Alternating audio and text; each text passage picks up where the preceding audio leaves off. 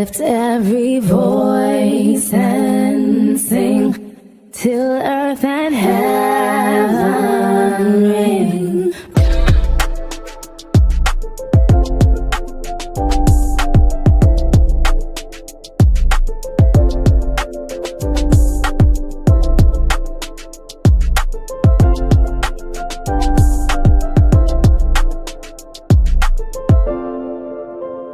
I just want to read this report really quick for the people at home, and I'm going to put it up on the screen.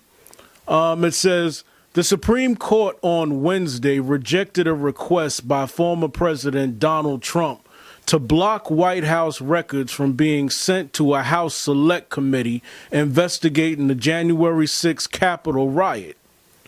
Of the 9 justices, only Clarence Thomas would have granted Trump's application for an injunction blocking the release of the records to the Select Committee. Thomas also voted, unlike majority of the court, to allow bogus election fraud lawsuits to proceed. Newly revealed text messages show that Virginia Ginni Thomas, conservative activist and spouse of Supreme Court Justice Clarence Thomas, wanted President Trump to take extreme measures to stay in office in the days following the 2020 election. The message between her and then White House Chief of Staff Mark Meadows were provided to a congressional committee investigating the January 6, 2021 attack and obtained by journalists Bob Woodward and Robert Costa. Thomas shared with Meadows conspiracy theories that Trump had secret plan to expose election fraud. So Representative AOC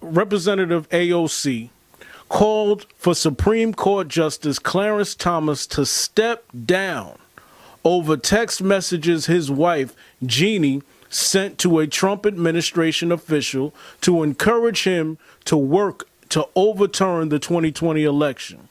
As a growing number of Democratic lawmakers push for the justice to recuse himself from election-related cases. I have with me today, Taniqua Strong. She is a community organizer and she is a political guru. Thank you for being here.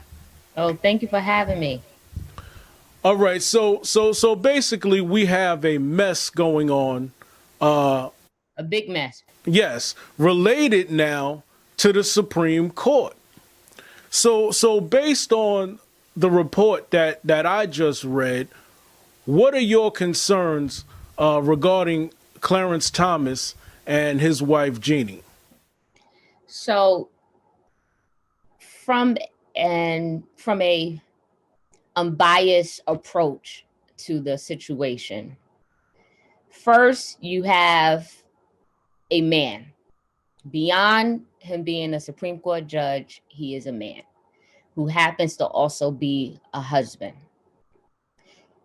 who's also married to a conservative activist, but at the end of the day, he is still a man. But his occupation, he is a Supreme Court judge. My problem is where when the family man connects with the occupation man, we have a problem where that's where the conflict of interest comes in at, where he should recuse himself. Definitely when it comes to the January 6th insurrection, because of the text message that his wife sent, it really, like the common person may think, well, maybe it was Judge Thomas that actually sent the text message. How do we know that he didn't use her cell phone to send a text message? So you have this issue where, okay, it's his wife, but yet that speaks to actually the truth of possibly of what you truly believe. And, and once we see the damage that happened, you had over 100 law officers that were that was basically injured, and some even died. So what do we say to that? And then when you have the Supreme Court justice whose wife sends a text message regarding the situation concerning Trump and the entire election, that really can cause his integrity to be questioned. And once you get to that particular place, that particular office, as far as the Supreme Court justice, you are that they believe that you have reached a place of maturity that they don't even have a code of conduct. There is no ethical code of conduct for the Supreme Court judge. So which means that they expect you to be at such a place of maturity that they haven't even put laws or guidelines that you have to follow. So yes, I do believe that he should recuse himself because it is too close to home. As I shared earlier, the family man connected with the occupation man, and they are two different types. It requires two different sides of the man, and because it was a merge, it should definitely be. He definitely should recuse himself. I look at this, and for people out there who might not, always observe politics or things of that nature, we are talking about a justice who has a lifetime appointment. So this isn't a term. This isn't and so I really feel like this word discretion. I feel like the word discretion regarding any judge, whether it's federal or state, it needs to be looked at. What do you say? I agree that it definitely needs to be looked at, because everyone come from different environments, and within that environment, we also see it's different cultures, right? So within that different culture, everyone, their definition of discretion is totally different. So what may seem as discretion to me may not be discretion as to you. Hence why they say go back to the law and let the law be the way of thought. Let the law be, okay, this is how we should judge this particular case. This is how we should handle it accordingly. So I definitely do agree with, as far as discretion. What is discretion? Is discretion can be, discretion can be biased. We have discretion on the discretion towards our brown and black brothers and sisters isn't the same discretion that's used towards our Caucasian men and women. And so it's I believe that, minorities and people that don't have money have a real distrust for the criminal justice system. Not only do we have rogue prosecutors who could basically make a case out of nothing, and they also say that, they have this saying that a lawyer can indict a ham sandwich. You know what I mean? So we have prosecutors who can indict anybody, right? Right. And then on top of that, we have judges who use their own discretion and can dress it up as anything. Now, based on that, and there's a big percentage of people that have been through the criminal justice system. Based on that, do you think that because of this unfair type of system, do you believe it puts pressure on our democracy? Does it put pressure on our democracy? Absolutely. Yes, it absolutely puts pressure on our democracy, because what is democracy? Democracy has, as I shared earlier, democracy is not the same for everyone. So it does absolutely put pressure on our democracy. Absolutely. We have this thing where everybody is concerned about freedom. And last I checked, we all are free in this country, except, people are saying I should be free to say whatever I want and this, that, and the third. But the thing is what everybody is overlooking is that, yes, it's true. You can say whatever the heck you want to say in this country, but people overlook that there are consequences to what you say. Ramification. There's always a ramification, and you can, it's bad, in one sense, and then in one sense it's good. But the truth of the matter is, we're saying that, okay, the Constitution says you have freedom of speech. Who defines what's freedom of speech? And then when you are freely speaking, then as you shared, there's ramifications to it. And I think some of the things which we, I don't want to say we, I use this word, some of the things that we see in media of people who are even criminalized for the things that they have said, or they have lost their jobs because of things they have said. So the question becomes again, and it seems like I'm always having a question. The question becomes then, what is freedom of speech? Are we really free? And no one can speak of freedom like us brown and black people. No one can speak of freedom. No one really knows what's the definition of freedom, where we have our ancestors who were enslaved in a country which was, quote unquote, supposed to be a place of democracy, where really the Constitution wasn't even thought about. It wasn't on our mind. We wasn't on their minds when they the foundationalists, when they thought about creating the laws. No, that wasn't even we wasn't a thought. So now we're 20, 30 some odd years later, the democracy, there is no democracy. And that's the truth of the matter. There we have it to an extent. If we look in comparison of third world countries, we have freedom to an extent, but in some cases we don't. When I look at, right now we're going through something with Russia, and and obviously, people brought up, there's other places in the world where there's unjust situations going on, and that is true.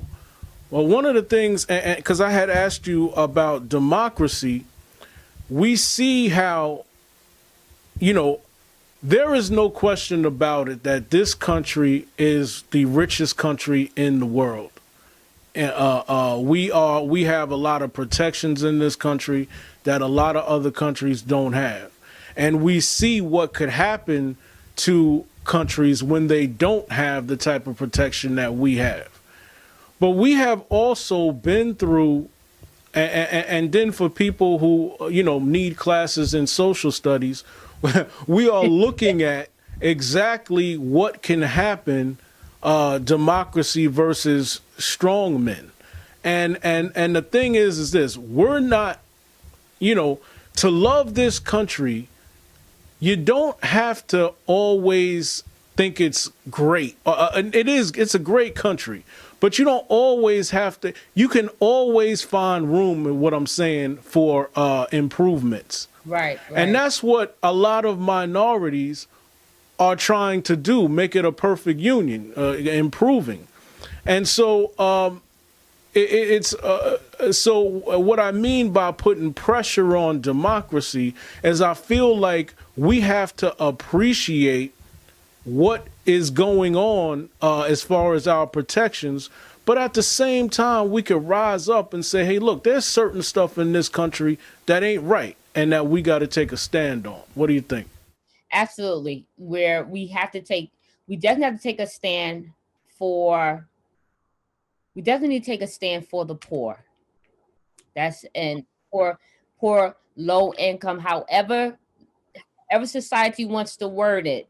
Low income families, in a nutshell, was considered those that are less unfortunate. We say that, right? So that's the first one.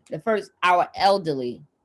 Then you have our elderly who are not even able to get Medicare, not able to get Medicaid for various reasons.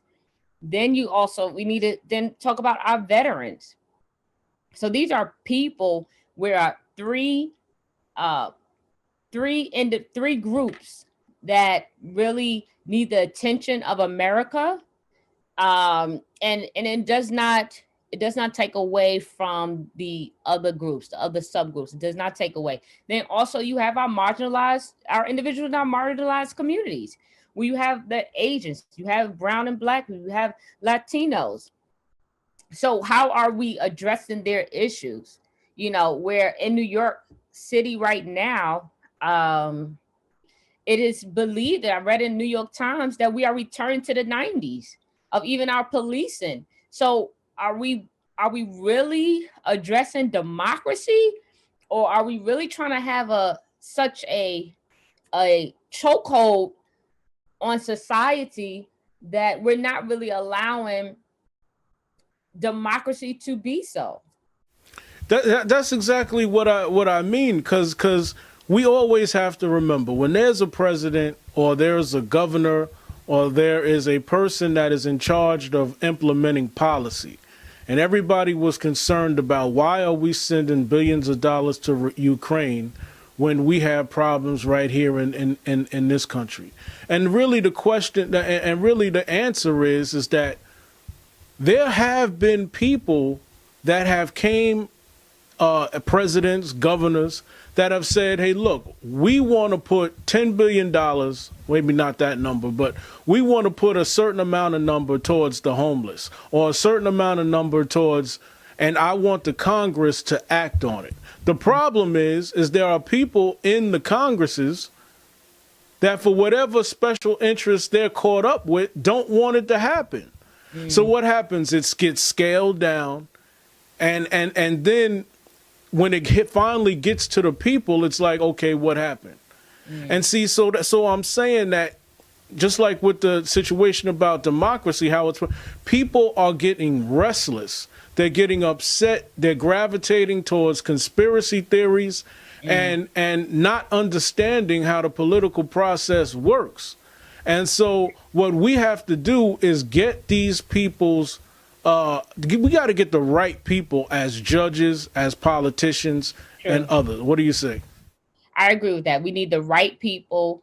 We need relatable people that understand, that understand what it means to be a brown or black person. You need the right people. What does it mean to come from a impoverished community? What does that mean? We need people that have compassion. I think if some of the judges there, even with their discretion, if more judges had compassion, we would probably see, a lot of changes even within our communities. And that's all across the board. That is not, it's not gender specific. It's not race specific. It's not creed specific or religion specific. It's just pretty much, okay, understanding the environment, understanding communities. And that's something that we have lost in communities among elected officials. We have lost it among the, whether it's in the White House, whether it's the senator, whether it's the House of Senate, it doesn't matter. We have lost people who understand their environment, who understand, who have lost their touch of really being for people. There are a few out there. I'm not taking that away. There are some that's really about people and, really care for the needs of people, make sure that laws are enacted for the people. But then there's some also who they have taken the people out of their sight, where it has become a game of me, myself, and I, and my selfish ambition and of what I want to see, without looking at their district. If you have a district of, 35% of your district is homeless, then what are you doing what laws are you creating to serve them? Are you making sure that jobs are in place? If you can't do that at your level, are you make sure in the local level that they're creating jobs, that, that there's infrastructures to help create jobs, or you put in jobs there to add more traffic, where they want to add more traffic in the marginalized communities, but you go into the other communities, it's, you can you just take a bike, take your time and go through. So what is the real heart of elected officials? Where is their heart at? Absolutely. Well said. I want to thank you for being here. Oh, thank you for having me. Tanique was strong, everybody. Yes, yes. Good morning, everybody. I have another special guest here. You've seen him here before. Great guest. He goes by the name of Kevin Haynes. Kevin Haynes, welcome. Hello, good evening, everybody. How everybody doing? How you doing? I'm hanging in there, and it's man. an honor. Huh? And it's an honor to be here. Thank you, sir. Thank you. Absolutely. Me as well. I wanted to basically go over this Daunte Wright case. This Daunte Wright, and I want to focus on the judge in this case. The judge's name is Judge Regina Chu. I'm sure everybody could look her up. I wanted to get your perspective on how she came to the conclusion when she rendered the verdict in the sentencing of Miss Potter. Obviously, everybody knows Miss Potter was a cop on the case, and she was the one who shot Daunte Wright. Basically, what was your observation regarding the rendering of her judgment? It was I see how I pause. It's really I'm really baffled and speechless. But you have to get to the root of it. The root of it is when you get to like George Bush Sr. When he started making the prosecutors more prosecutor judges, because he was saying that they knew the law and this, that, and other thing. That was on the federal level, but it also trickled down to the state, because what happens in the feds trickled down to the states. So this judge, prosecutor. A lot of these judges is ex-prosecutors who was friends, state prosecutors, who was friends, or as they say, district attorneys, who was friends with these very same officers, or more inclined and friendly towards the police force. So therefore, when something like this now happens, what you're dealing with is still law enforcement / district attorney in a black robe. So what you get is the decision that you get. Oh, my mindset is she really didn't mean it. I know this because I'm used to working hand to hand with the police department. And we all know how corrupt they are. So a lot of the whole demonstration is, to me, as far as I'm concerned, is corrupt. This is why, not to change the topic, Sonia Sotomayor made a comment about the Supreme Court, and she said she hoped that the president would appoint more defense attorneys or more judges that's now judges or whatever that used to be defense attorneys on the bench, because everybody has this prosecutorial way of looking at things, except John Roberts, and now this new lady that he just put up for a nomination. She was actually a defense attorney, a public defender, so she know both sides of the spectrum. But usually, what you're dealing with, like this judge in this case, she's constantly used to dealing with one side of the spectrum, and that side of the spectrum is law enforcement. Right. There's no. Right. Absolutely. I wanted to get, because when she rendered this sentence, when she sentenced this lady, she actually went through her state of mind as to why she was doing this.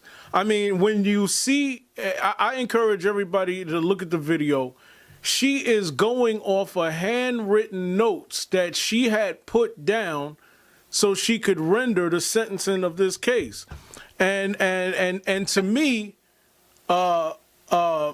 she was somebody in a judge robe that was publicly defending this lady outside of the courtroom for the people that was watching. Judge Regina Chu, reading the Minnesota sentence guideline, this is what she said. Sentencing guidelines are just that. They are guidelines that inform a judge regarding sentencing for various crimes. They are not set in stone. The court has the discretion to depart from guidelines depending on the particular facts of a case. A downward durational departure is justified if a crime is less onerous than typical. Put another way, if the conduct is significantly less serious than that typically involved in the commission of the crime, sentencing below the guidelines is justified. I find the facts and circumstances here justify a downward departure from the guidelines. First, Officer Potter's conduct was significantly less serious than your typical manslaughter case. Now, okay, you can say, right? You can say that a judge has discretion. We all know that a judge has discretion. But what struck me also is that she went further down in discretion. She gave the woman 2 years for shooting an innocent black man. Now, and she went on to say, quote, Officer Potter's conduct was significantly less serious than the typical crime involved in this case. And the word stood out to me, serious, right? It stood out to me like this is less serious. And I thought to myself, what kind of judge, that was like a insult to the family. What do you think? Yeah, but no. But that goes hand in hand with everything I just previously said. You see, yeah, because she's a DA. The DA is used to dealing with the police. So therefore, she has more compassion for the police than this dead man, than this man that this police have killed. That's been on videotape. The guy had no weapon, no gun, no nothing. Now, if you think that's some, just all you have to do is reverse the role play. Let's say this guy had never had a felony, never been in trouble in his life, body, yada, yada, and boom, boom, boom, boom, boom. She'd have put his lights out. Why? Because he's not a police. Absolutely. And because she's a retired, or she's no longer a district attorney, but she's still a district attorney in a black role. Absolutely. Absolutely. And another thing she said also, and I quote, and she had the nerve to quote Barack Obama in the courtroom. Regina Chu said, "For these that disagree and feel a longer prison sentence is appropriate, as difficult as it may be, please try to empathize with Mrs. Potter's situation. As President Barack Obama once said, learning to stand in somebody else's shoes to see through their eyes, that's how peace begins, and it's up to you to make that happen. Empathy is a quality of character that could change the world."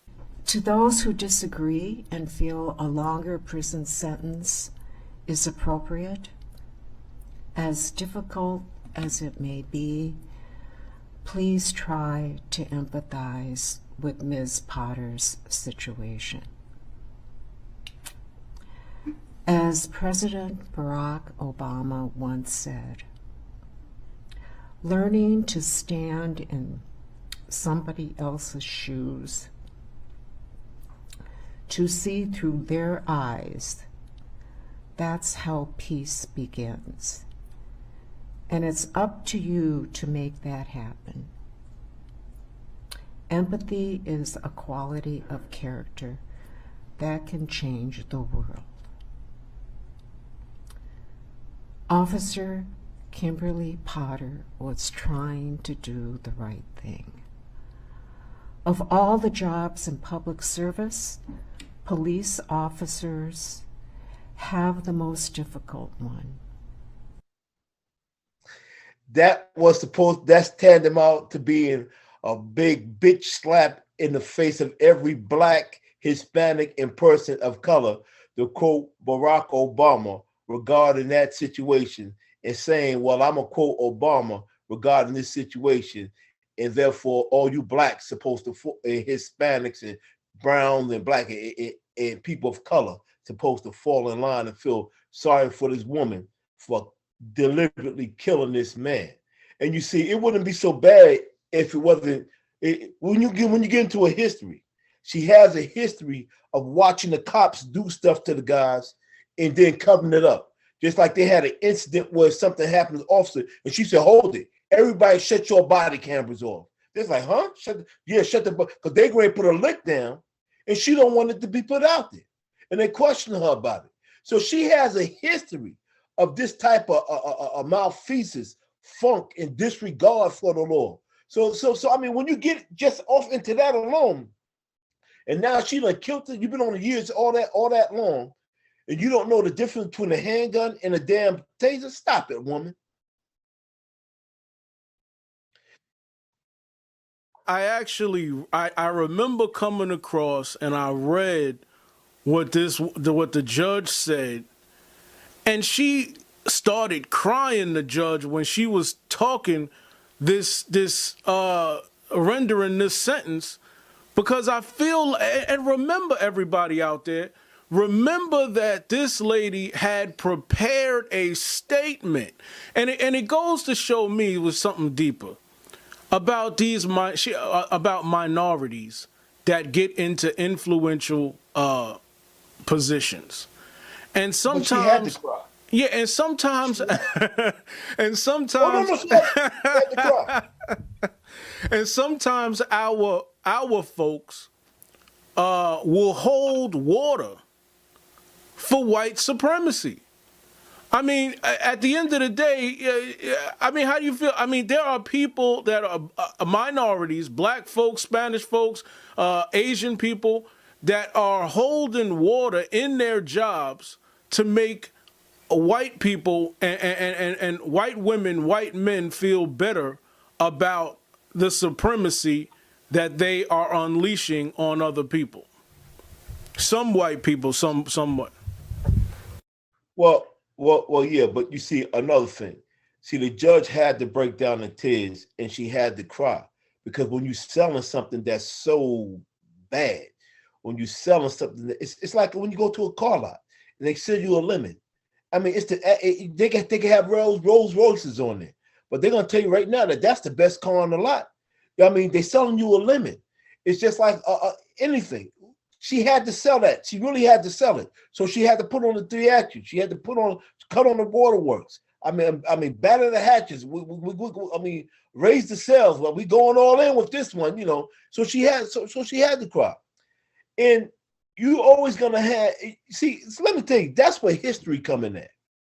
And that's why I enjoy your show, because it's definitely enlightenment. Because a lot of people aren't aware.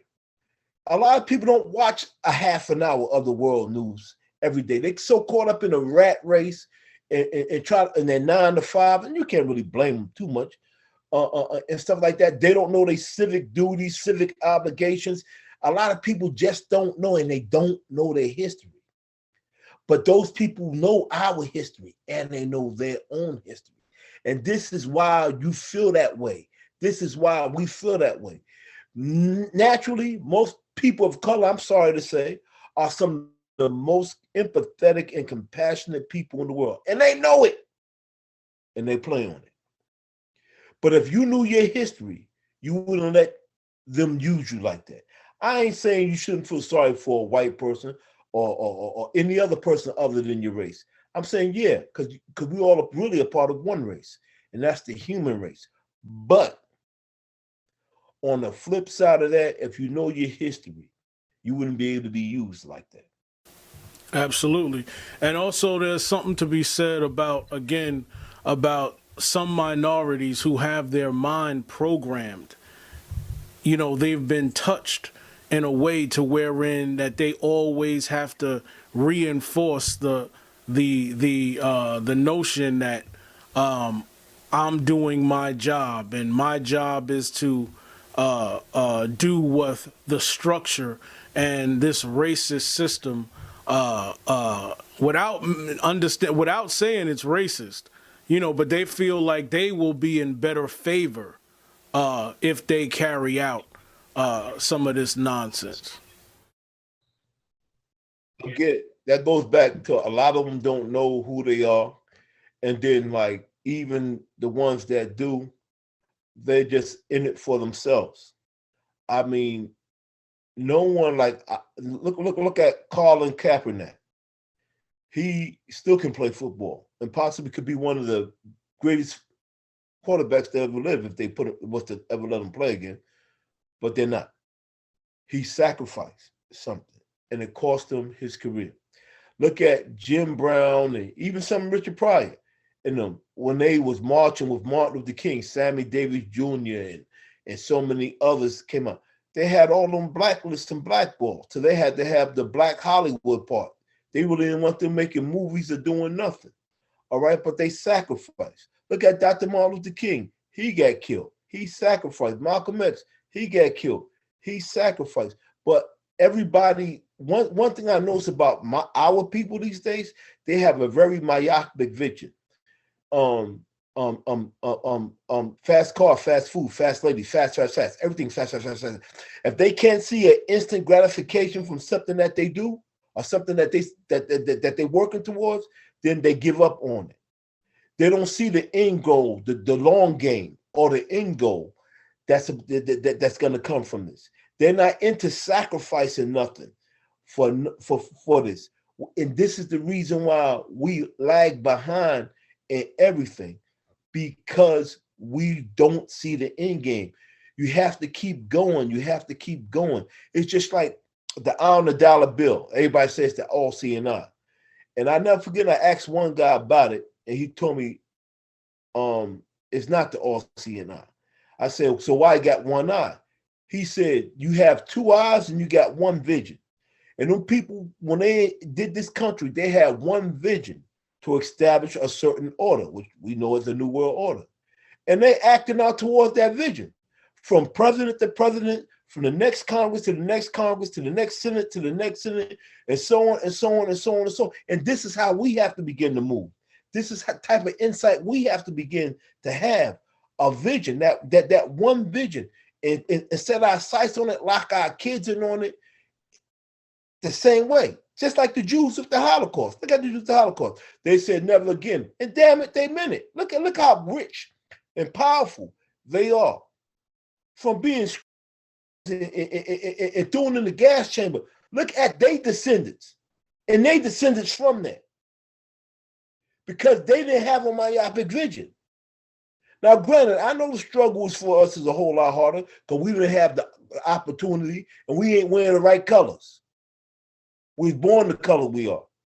But mentally, we can get there and strive. Absolutely. It's when holding your fist up is more than holding your fist up. I want to thank you for being here. Once again, enlightening words. Thank you very much. You're welcome, and it's a pleasure being here. And, you have a good day. Absolutely. I am here with another gentleman who has a great story to tell. He's the executive director of Life After Next and a member of the San Francisco Re-enty Council Sentencing Commission. And he also has just got appointed to San Francisco Sheriff Department's Oversight Board member. Okay, ladies and gentlemen, I have William Palmer II. William, how you doing? I'm doing magnificent and amazingly beautiful.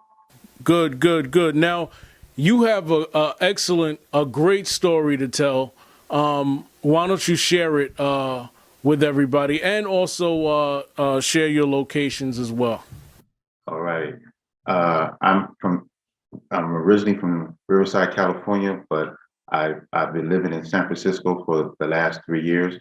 Actually, March 11th made my 3rd year anniversary in San Francisco, which was also the day that I drove through Gate 9 at Solano State Prison and was picked up by my family, my cousins, and driven to San Francisco's TL, Tenderloin.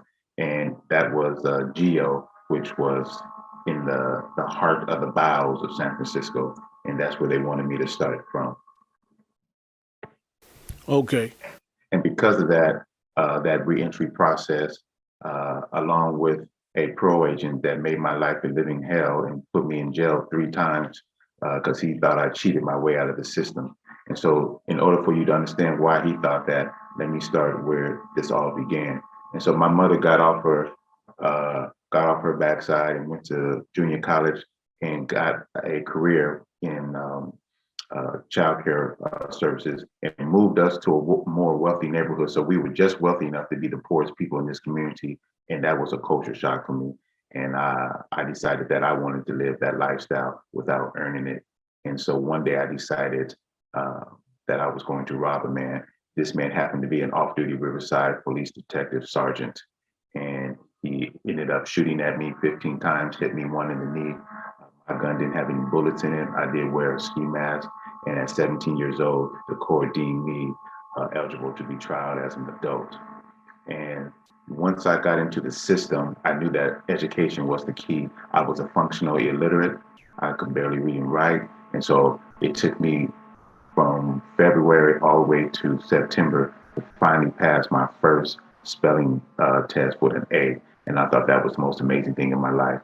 After that, I went to Youth Authority. The facility was called YTS, Youth Training Center, right? No, this was a indoctrination into prison. This was prison training center. And there, though, I started my activism. I was elected by my peers to be on what we call the student council, where I met with the administrative body and then communicated what the general population needs and desires were.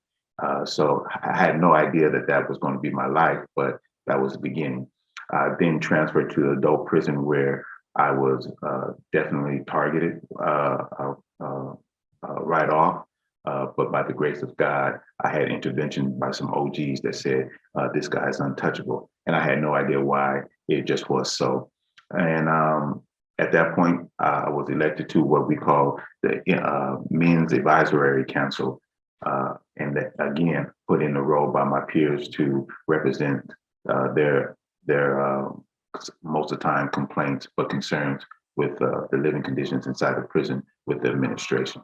Make a long story short, I went through the Vibe Ventures program, which is an entrepreneur and leadership program, and I did very successful. I then began to understand that my life purpose was going to be somewhere between business and social activism. When I was in YA, I studied the book, the autobiography of Malcolm X, and that's what sparked me to understand my consciousness as who I am as a Black American, and eventually, some years later, became a practicing Muslim. Once I woke up one day after my parents had passed, I fell into a depression, deep depression, and I was 45 years old in a blink of an eye. And I decided that if I don't become an advocate of my own freedom, that I was going to die in here as the Riverside court system had designed it to be. They had promised me 9 years, but every time I went to this board of parole hearings in California, they decided that they were going to try everything that they could to keep me in there. And I'm not an abnormal situation. I am the norm with quite a few men that's in prison that doesn't need to be there. And so there was a law firm called Melvin and Myers that had been doing pro bono work on my case for at least over 10 years at this point.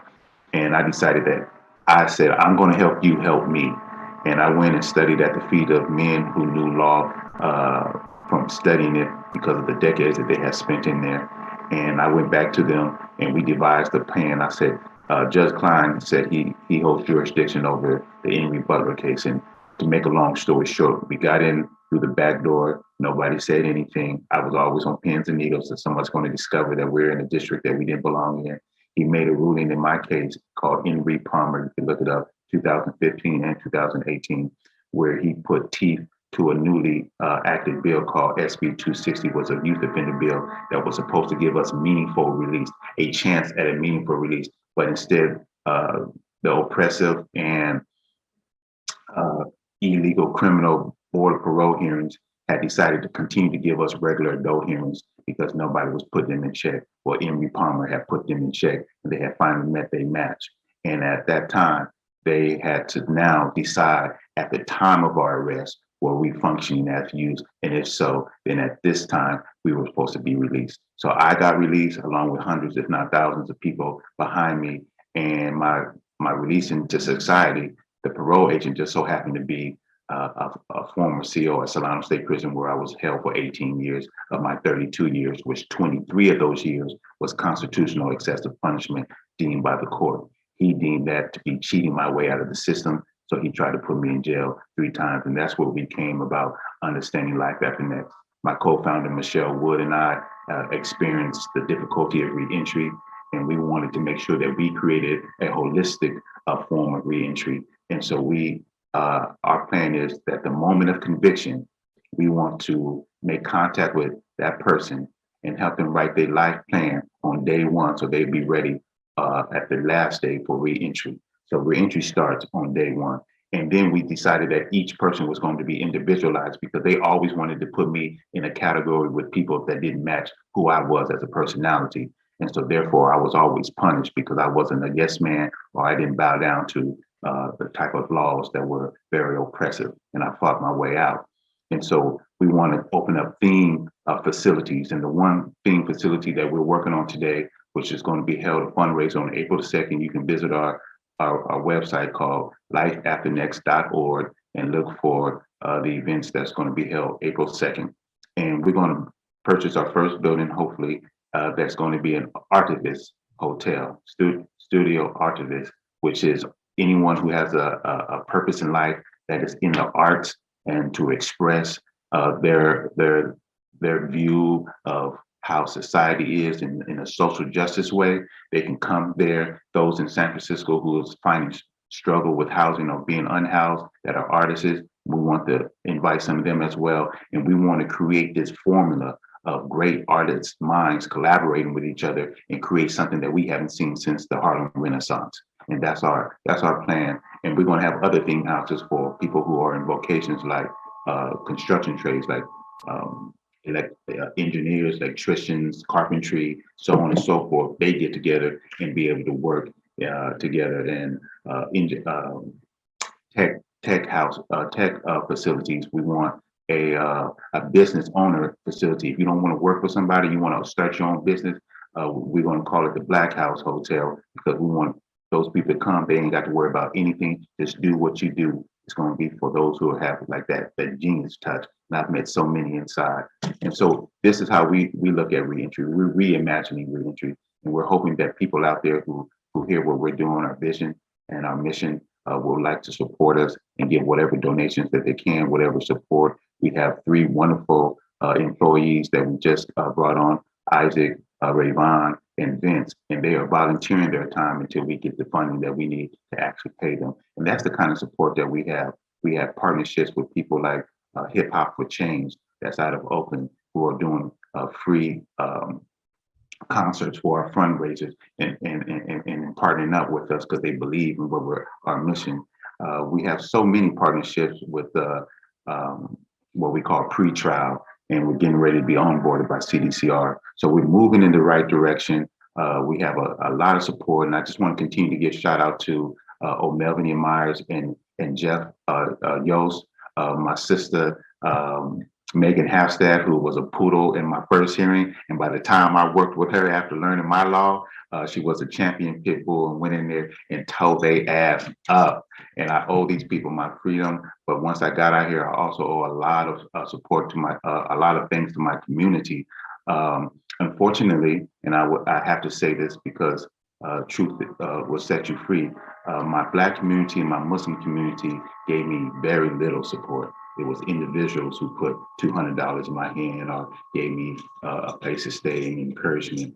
But it has been people of other communities that has truly given us the support, like Caroline Gooseman, and Raju Manhu of the Public Defender's Office, Chelsea Bodine of the District Attorney's Office, Sheriff Miyamoto of the Sheriff Department, who we work to close down jails, get free phone calls, Anne, who's the head of San Francisco Jail Justice Coalition. She's an everyday hero, and all these people don't look like me.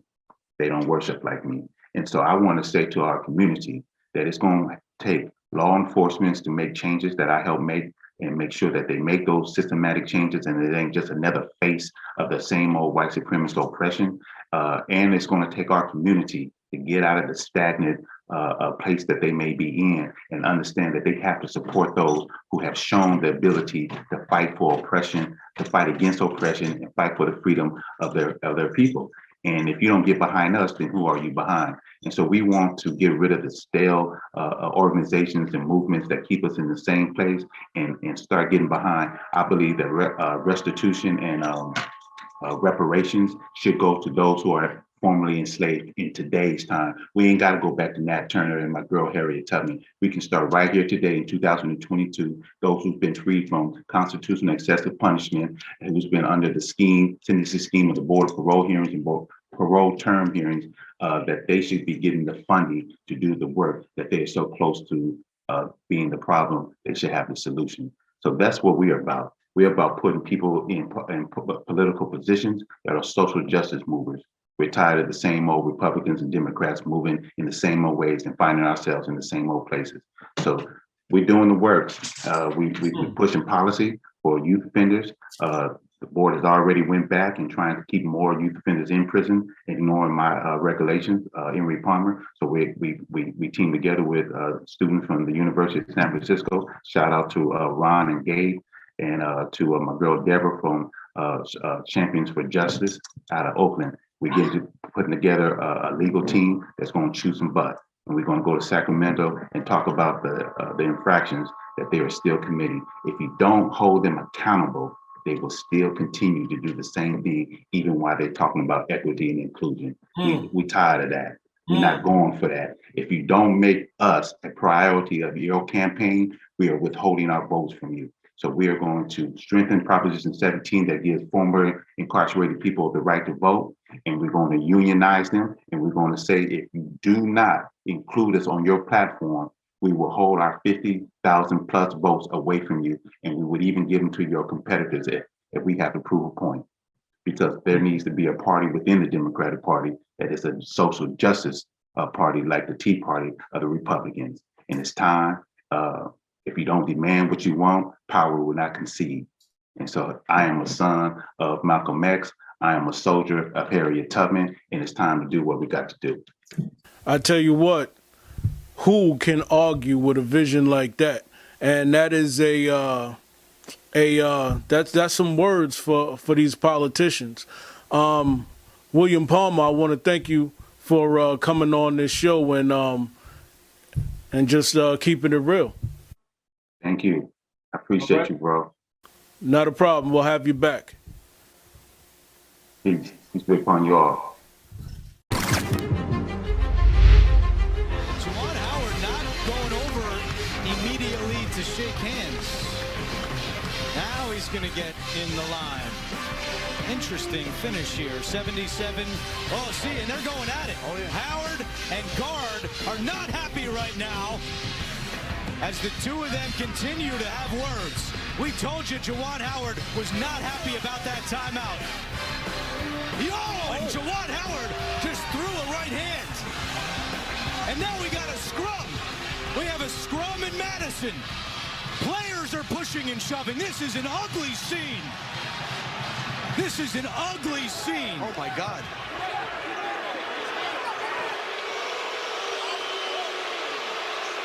Trying to get separated, and there's no doubt it all stems from the timeout by Greg Gard. Now, that's not an excuse for this, but that is what angered Juwan Howard, and it spilled over into this.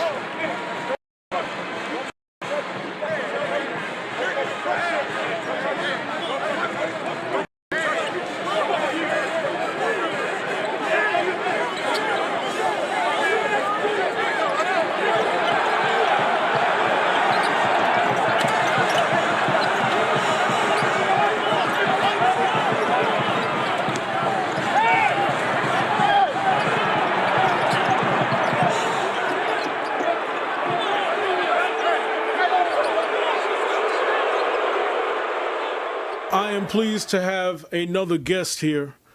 She goes by the name of Colleen Smith.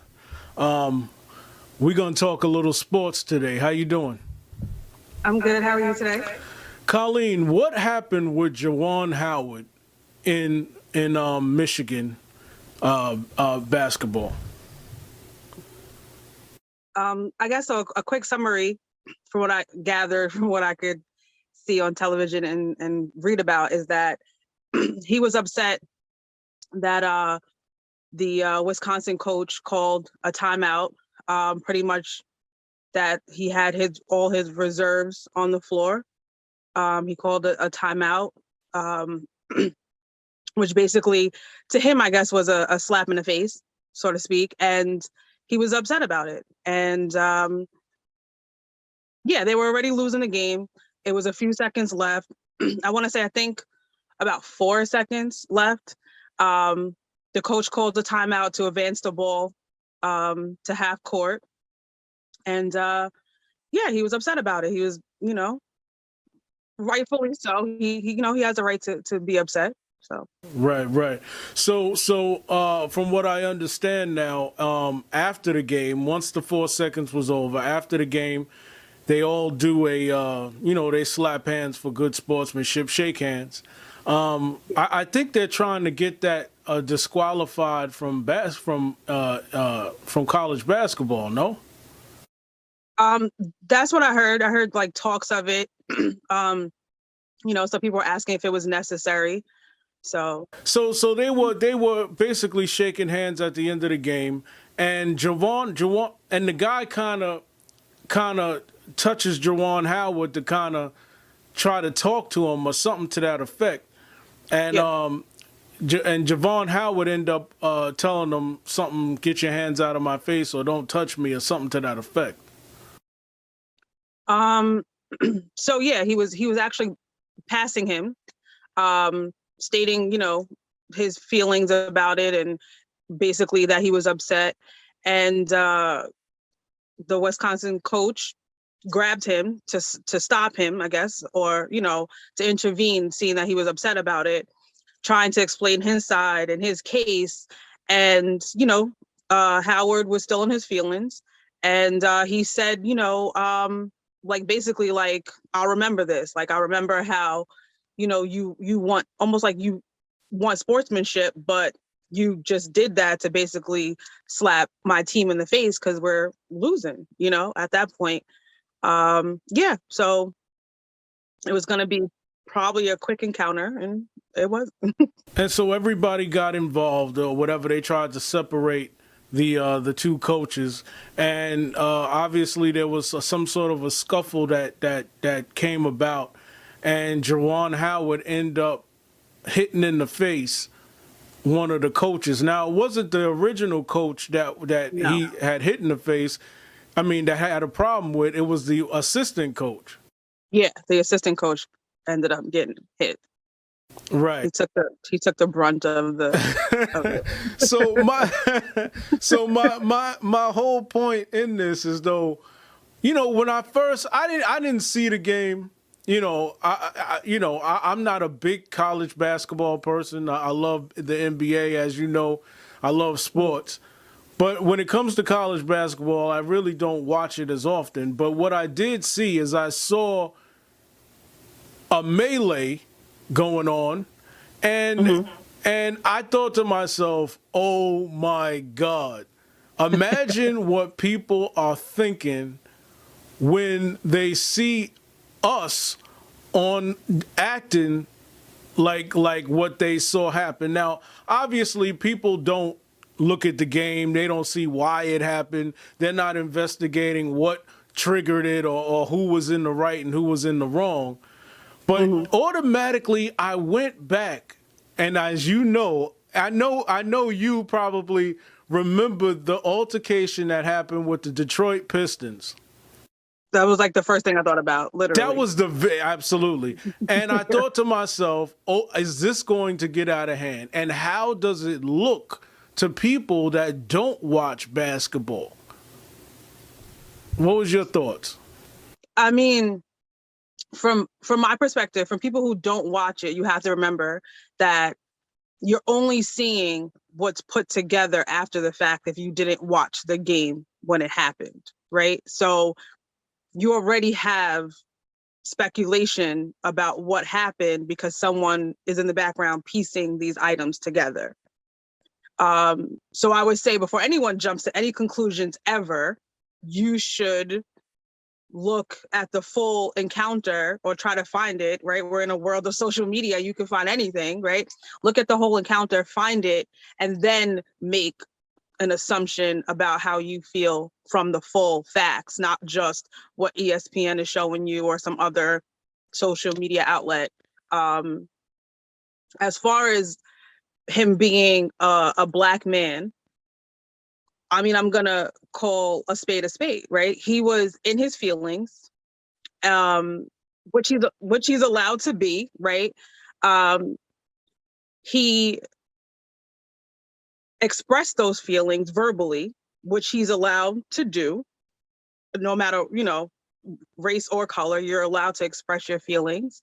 But he also has to remember that those feelings aren't facts. And if you want to express your feelings, then you have to learn when to turn those feelings off and focus just on the facts. And the fact of the matter is that the coach did have a timeout to use. The fact of the matter is, you know, the game wasn't over. You know, he did have all his reserves in, which he has the right to do. So those are all facts, no matter at the end of the day how you feel. And as a Black man or a Black person, we have to more so separate the two, because we're going to have that stigma that we're not allowed to be angry, or we're not allowed to express ourselves, or we're not allowed to do something. And I don't want to sit here and act like I'm going to advocate the fact that him hitting another person is okay. That's really not okay, because one, you're a professional, so you should always carry yourself as a professional. Two, you're a Black professional, so we always have to remember that we do have a representative, and sometimes our representative we might have to send to the locker room, but try not to send them to the locker room often. And three is you have others, kids that are watching your behavior, which is where the mayhem kind of escalated, right? You have other young, especially Black children that are watching your behavior. So we want to make sure that if they don't have a positive Black role model in their lives and they're looking to you for that positivity, that you have to stand in at a certain caliber, and you have to hold yourself accountable for your actions and your word choices. So that would be my only thing as far as him being a Black man in that situation. Right. And for people out there, they really have to, you know, that whole thing in our society about judging people. You know, we as a country, we have this thing about face value and judging what we see, and we all, and as a whole, this country, we also judge the aggressor, or not even the aggressor, the one who was getting the better of the fight. Yeah. You know, a guy could not have started something. He could have been minding his business and not provoked anything. And somebody starts with him, but he ends up finishing the fight. Yeah. You know, so I think people need to definitely search facts before they judge. Yeah. And I've said this in plenty of conversations since this happened. Although he was not right in how he finished, he did not start it. He has a right to be upset. He has a right to be in his feelings. He has a right to express that verbally. And he was walking past the coach. He didn't walk up to him. He didn't, you know, attack him in any way, shape, or form. He was walking by him, seemingly upset, and the Wisconsin coach decided in his mind that he wanted to stop him to explain in the middle of his feelings. So Yeah. So you're gonna stop him and grab him, and he's already upset. Anybody can take that any type of way, especially if I'm already thinking that you're doing something against me by calling the timeout, right? You're doing something to belittle me or make me feel some type of way negatively, and then you want to grab me and touch me in the middle of that. Like, I don't understand, what was he expecting? Like, to have a conference? No, you literally grabbed this man and touched him, and he was already upset. Honestly, I think there wasn't enough thinking from both sides of the situation, and obviously, I bet both men feel like they could have done something better in that. Here's the thing on that, right? I'm sorry, I didn't mean to interrupt you. Here's the thing on that, and here's what makes me more upset, is that they laid down some type of punishment, we'll call it, right, at this point. So Juwan Howard is suspended for 5 games. So I think that probably takes him out the rest of the season, if I'm not mistaken. And then the Wisconsin coach gets fined $10,000, right? Now, here's my take on that. I read in an article, so I don't want to quote this because I didn't do background exactly on the article itself, but I did read in that article that the Wisconsin University feels like the coach and the assistant coach, which is a whole nother story right now, which is, there's a difference of why he got hit, right? That they feel like they in no way, shape, or form provoked or started the fight. They don't feel that way. So they're basically going to pay his $10,000 fine. How can we say that he feels anything if you're not even holding yourself accountable for your own fine? Like, if you're going to let the athletic department pay your fine, do you really understand what you did? I think it would have been better if the Wisconsin coach had a scene. Maybe let's be real. Maybe also that's the way he talks, right? Let's just say that's the way this guy talks. Even if it is the way you talk and you touch people when you talk, which I don't like when that happens, but anyway, it does happen. Mm-hmm. When you see that this man is upset, you step off. Exactly. You say, well, you know what? Your team ain't got the young guys ain't got to come around and separate it. You're separating it yourself. You're seeing he's angry, he's getting in your face. You know what?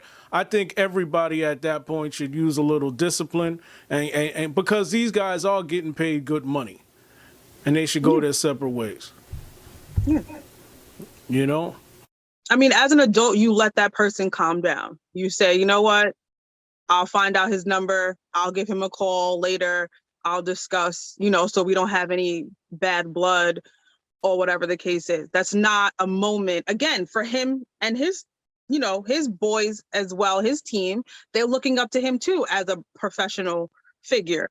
So you stopping to try to explain, like, this is not a bar situation, right? This is not, oh, I didn't mean to take your parking spot and I want to explain while I'm parked here. Like, this is not that situation. This is a professional situation for head coaches. This is a collegiate situation where we expect that these young men still are carrying themselves to a certain caliber. So at the end of the day, you meet there to show sportsmanship, right? Because that's still a thing at the end of the day. I don't know when that stopped being the thing. To show sportsmanship, and you go your separate ways. You may not want to shake hands. You may not want to high five because you're upset that you lost or whatever the case is, but it's to meet there for a mutual understanding that we're showing sportsmanship and we're going to go our separate ways. And he should have let him go his separate way. And at the same time, he should have remained professional enough to say, I am upset and I don't want to speak to you right now, and let that be that. But like you said, I don't think anybody really was thinking. The assistant head coach came over. I don't think he actually de-escalated the situation because he's now exchanging words with Juwan Howard. It was weird because it seemed like the kids were the ones that were trying to de-escalate the situation and ended up getting into the situation too, you know. So it was like kids are trying to separate it, but then this one, it was a mess. It was a mess, and it was a mess that all of them were participated in. Yeah, you have two professionals against one professional, and neither professional decided to de-escalate the situation. Like I still couldn't gather my head around the assistant head coach coming over and having words with Juwan Howard rather than telling his coach to back up, to say, let's go, game is over, it's done with.